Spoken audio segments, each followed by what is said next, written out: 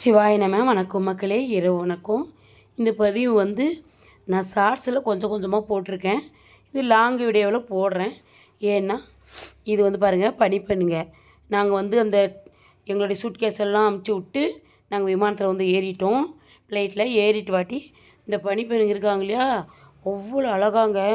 ஒவ்வொரு பெண்ணும் பார்த்தா பொம்மை மாதிரி இருக்காங்க. பார்க்குறதுக்கே அவ்வளோ அழகு. ஏன்னா அந்த மாதிரி பெண்களை தான் விமானத்துக்கு எடுப்பாங்களாட்டுக்குது, பனிப்பெண்ணா. ஏன்னா அந்த அளவுக்குங்க அவ்வளோ அழகாக நேர்த்தியாக போயிட்டு எல்லோரையும் கவனிக்கிறாங்க.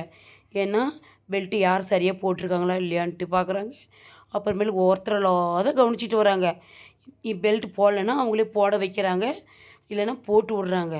வயசானவங்களும் அவங்களே போட்டு விட்றாங்க. உண்மையிலே அவ்வளோ அழகாக அவ்வளோ நேர்த்தியாக பண்ணிவிட்டு அவங்களுடைய வேலைகளை அவ்வளோ அற்புதமாக செஞ்சுட்டு வராங்க மக்களே. பாருங்கள், இங்கே ஜூஸ் கொடுக்கணும் ஜூஸு, தண்ணி கொடுக்கணும் தண்ணி, இந்த மாதிரி கொடுத்துட்டு வராங்க. நாங்கள் வந்து 3 ஹவர் ஜர்னிங்க. நாங்கள் வந்து சென்னையில் ஏறி 3 ஹவர் ஜர்னி போயிட்டு வாரணாசியில் இறங்கிட்டோம். இதெல்லாம் ஷார்ட்ஸில் கொஞ்சம் கொஞ்சம் நான் போட்டிருக்கேன்.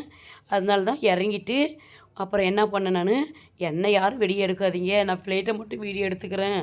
ஏன்னா பக்கத்தில் போய் பார்க்குறதுலே ஒரு சந்தோஷம். இந்த ஃப்ளைட்டில் தான் நாங்கள் வந்த மக்களே. இந்த ஃப்ளைட்டில் தான் நாங்கள் சென்னை ஏறி வாரணாசி வந்தோம். பாருங்கள், இந்த பஸ்ஸு வந்து எங்கள் அண்ணியும் எங்கள் அண்ணாவும் ஏறிட்டுருக்காங்க. முன்னாடி 2-3 பேர் போயிட்டாங்க.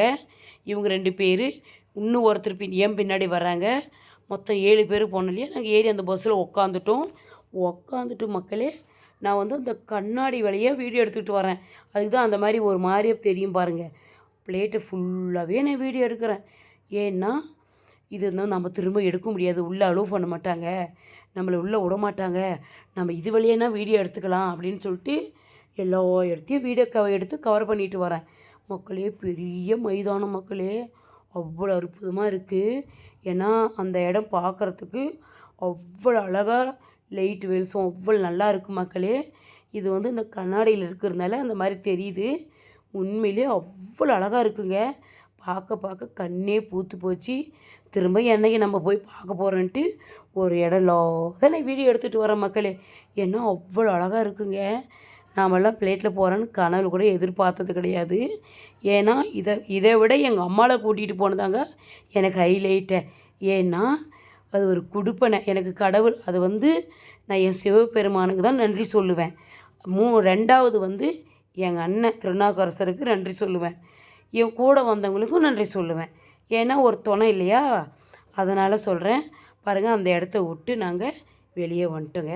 ஃப்ளைட்டெல்லாம் பற்றி கொஞ்சம் கொஞ்சம் தான் தெரியும்.